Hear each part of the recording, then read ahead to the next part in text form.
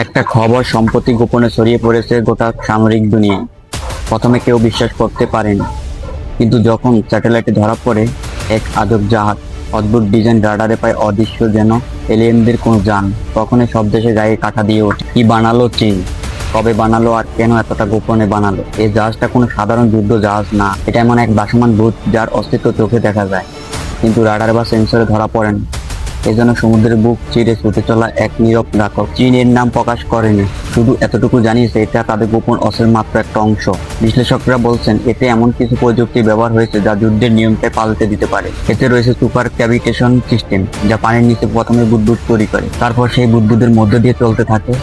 এর ফলে পানির সাথে জাহাজের ঘর্ষণ অনেক কম হয়, ফলে এটা পানিতে চলার সময় শব্দ হয় না বললেই চলে। আর এই কারণে এর গতি প্রতি ঘন্টায় প্রায় 160 কিলোমিটারের বেশি। এটা ঠিক যেন পানির নিচে বুদবুদের একটা টানেল বানিয়ে সেই টানেলের মধ্য দিয়ে ছুটে চলা একটা দানব। বিশ্বের বড় বড় সামরিক শক্তির দেশগুলো, আমেরিকা, রাশিয়া, জাপান, ভারত, সবাই এখন এটা নিয়ে উদ্বিগ্ন, কারণ তাদের জানা নাই এর মধ্যে কি আছে। কেউ বলছে এতে বসানো আছে এআই চালিত ড্রোন লঞ্চার, আবার কেউ বলছে এর ভিতরে এমন এক অস্ত্র আছে যেটা উপকূল থেকে শত শত কিলোমিটার দূর থেকেও আঘাত হানতে পারে। সবচেয়ে ভয়ঙ্কর ব্যাপারটা হলো চীন এতদিন গোপনে রেখেছে, বছরের পর বছর কেউ জানতেই পারেনি, আর এখন হঠাৎ করে এটাকে প্রকাশ্যে আনলো। কিন্তু এখন কেন? বিশেষজ্ঞদের মতে চীন এমন এক সময় এটাকে সামনে আনলো যখন দক্ষিণ চীন সাগরে যুদ্ধের উত্তেজনা চরম। তাইওয়ান ইস্যু, আমেরিকার বারবার ঢুকে পড়া, ন্যাটোর মহড়া, সব মিলিয়ে চীন এক ধরনের স্পষ্ট বার্তা দিতে চায়, তোমরা যা কিছু আনো না কেন আমাদের হাতেও আছে এমন কিছু যা তোমাদের কল্পনার বাইরে। সম্প্রতি এক গোপন স্যাটেলাইট ছবিতে দেখা গেছে চীনের একটি সামরিক ঘাঁটিতে এই জাহাজটি পরীক্ষা করা হতো।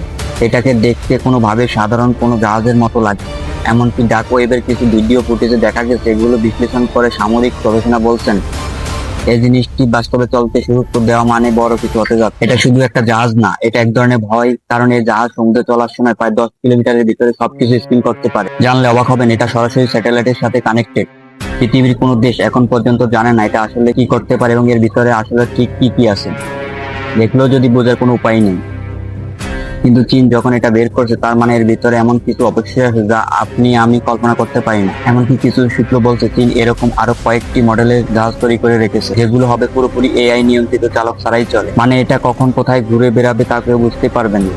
এই সবকিছুর মাঝে বড় প্রশ্নটা থেকে যায়, চীন এটা আসলে কিসের জন্য বানিয়ে? যদি এটা শুধু প্রদর্শনের জন্য হয় তাহলে এত গোপনে রাখা হতো না।